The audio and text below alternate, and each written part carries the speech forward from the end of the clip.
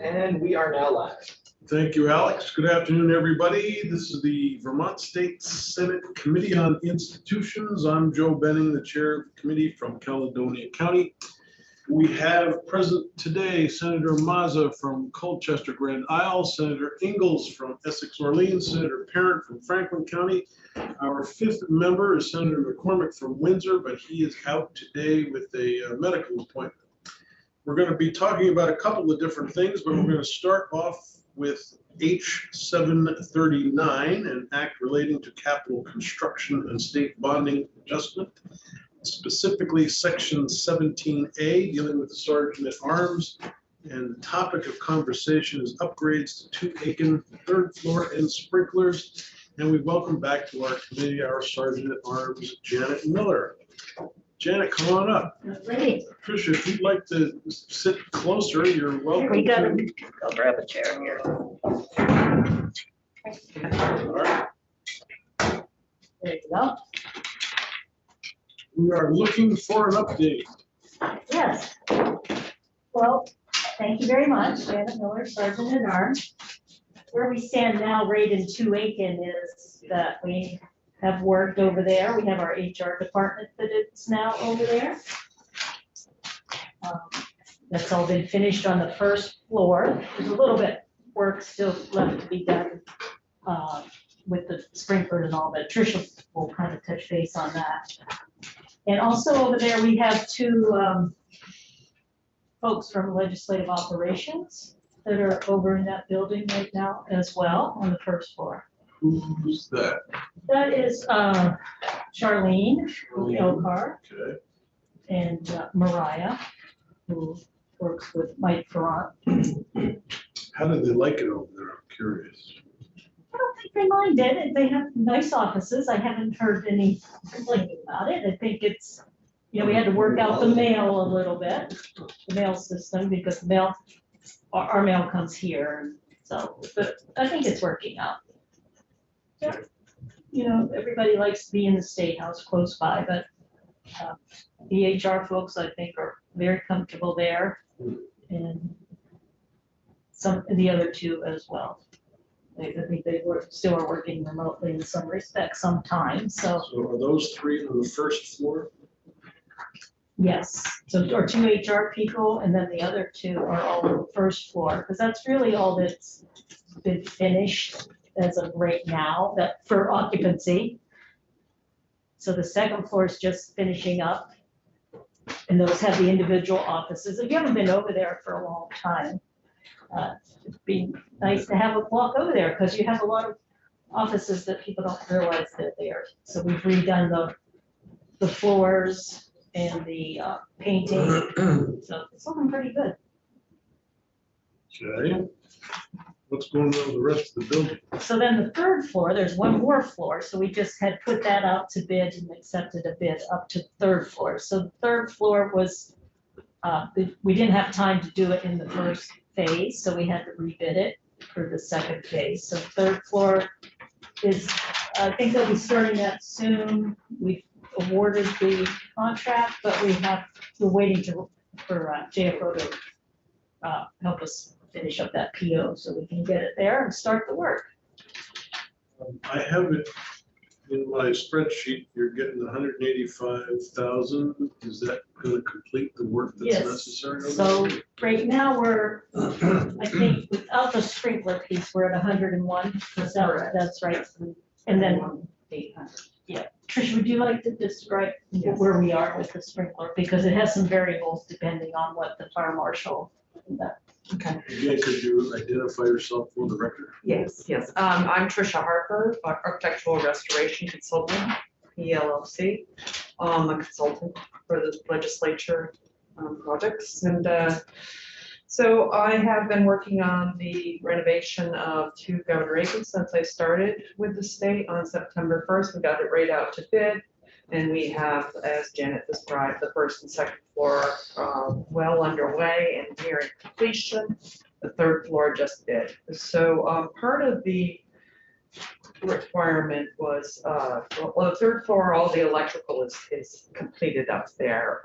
But no one had finished it. They had the time to continue, and they had given us a price of a not to exceed. So we're, that's going pretty well and pretty much all done. And now we're just waiting for the general contractor to start renovating the third floor. But part of those renovations for the full building included an alternate bid for installing a sprinkler system within the building. Two types of sprinkler systems. There was a NFPA R13 and NFPA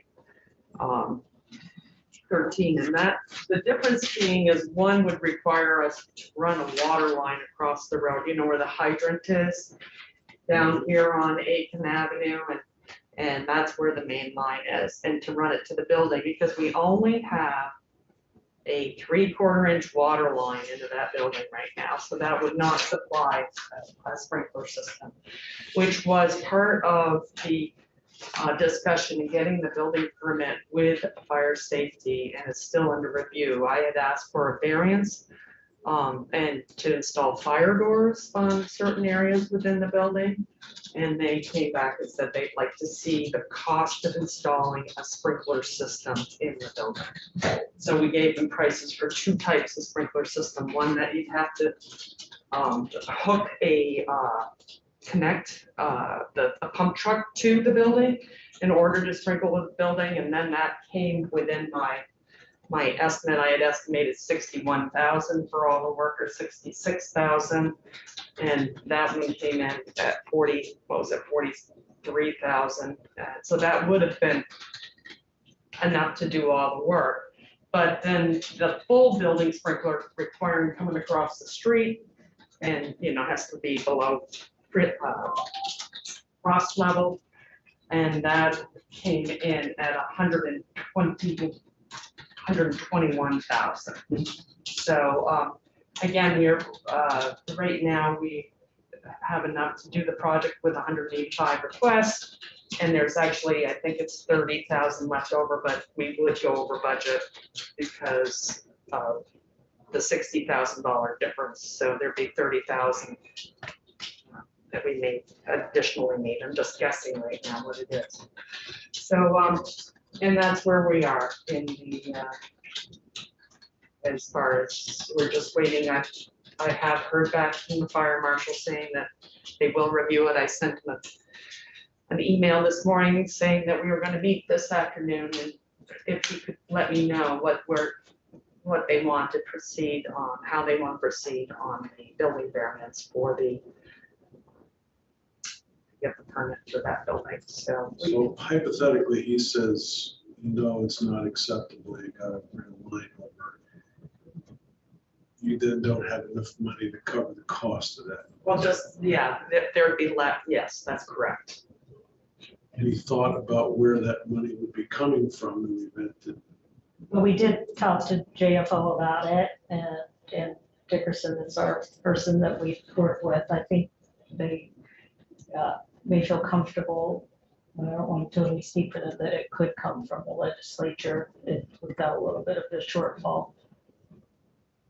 You've got a designation here under the capital bill, and the For 108. capital bill is still a subject of discussion. Mhm. If you run into a problem, we probably ought to be discussing that. Yeah, well, that's what we're trying to get they're out, fire marshals out straight too with all the work they have to do, so. Get those guys with the dry fire hydrants in here. Yeah, sure that problem. Yeah. Yes, Just a question. Does the State House or the complex have to comply with local zoning as well? Yes. Okay, so so no problems with that, everything's all been good. Oh, yeah, well, we don't actually have to submit to the city of Montpelier because we are in the Capitol complex, so we Okay. just have to follow state. Right, you have to follow the guidelines of construction and all of that, but you don't have to pull a permit, and so all you have to deal with is a fire marshal. That's correct. Okay. But we do have to follow their guidelines for Fair enough. construction. So I just wondered why that hadn't been part of the discussion. I thought it was that way, but now I know. So you get the building outfitted, what do we know about anybody's intention of moving in there? What do we know about that? That's a good question. We don't have the answer for that. We're just getting it ready so that if folks depending on what happens with the HVAC system, where that future of the boiler and all that, who's gonna be disrupted, whether some folks may go over there or not, but I have not been updated on that. My goal was to try to get it all done by fall, in case folks were gonna move over there. They could be over there and set by October 1st, middle of October. That was what we were trying to do. The building itself, how old is that building? It's 1880s. So 150 years old. What is it that you had to do to bring it up to code and stuff, so to speak? Well, over the years, slowly it has been brought up to code. There is a fire alarm system in there, but the fire alarm system needed to be upgraded. Some of it was too old, so we changed those out as we found issue. So the electrical system is all brand new in the building. That needed to be done in that. So the steam is still the main source of heat in that building. And I put in new registers, but that is not a code update. As far as ADA, the building does have ADA access with the ramp and the entrances. And then if the conference room that's at the end of the hall, was the old commissioner's office, that is accessible. There's an accessible bathroom there on the first floor. But as far as going up the stairs and that accessibility, you have to maintain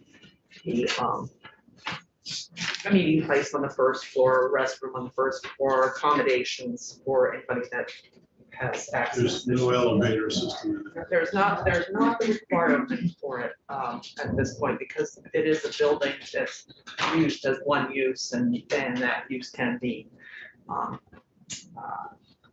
accommodated on the first floor. So Does that become a problem if there are multiple offices that are occupying the space? no. I mean, the office themselves, if they were having someone to come in to visit them, or if it was a person, you'd have to accommodate your staff if they had accessibility needs on that first floor. So you'd have to. They'd have to share and decide who needed to be on the first Yeah, floor. who need to be on the first floor. But there are a couple rooms there that can be meeting rooms, and the one in the back we used when I was at BPS as a meeting room, so it has the accessibility there too. Well, any other questions, committee? Who do you see, and this is a hard question, I understand, and if it's something you can't answer, I understand that as well. But with everybody wants to be in close proximity to the action right here in this building, who do you see that would be willing to go and occupy that space out of this building, if anybody at all? I think that's difficult because, as we all know, this has been a big conversation throughout, behind the scenes, in front, I think everybody, easy access. If it's our attorneys, it's very convenient for you to go up and see your attorney if you're meeting with an attorney on that mezzanine floor. If it's operations, you need help with your payroll, it's good to have somebody right here. We haven't gotten used to you going to another, it's hard for all of you to go to another building, and it's hard for staff. JFO for years has come across the little landing, and that's been all flat, and you can run over there without your coat. Now we're going down of getting a little further away, which still, that's the Aiken Avenue. Aiken Avenue is maintained by the city as far as ice and salt, and it's got a grade there that's difficult to manage on a good day. Reality is, if you brought a Senate committee over there, for instance, you'd have to then accommodate for security purposes as well. That's true, yeah, but we do that right now, it's part of ours anyway. Well, I can hear they're gonna be able to drive over there pretty quick. That's possible. They could possibly drive. Oh, I'm sorry, Dick.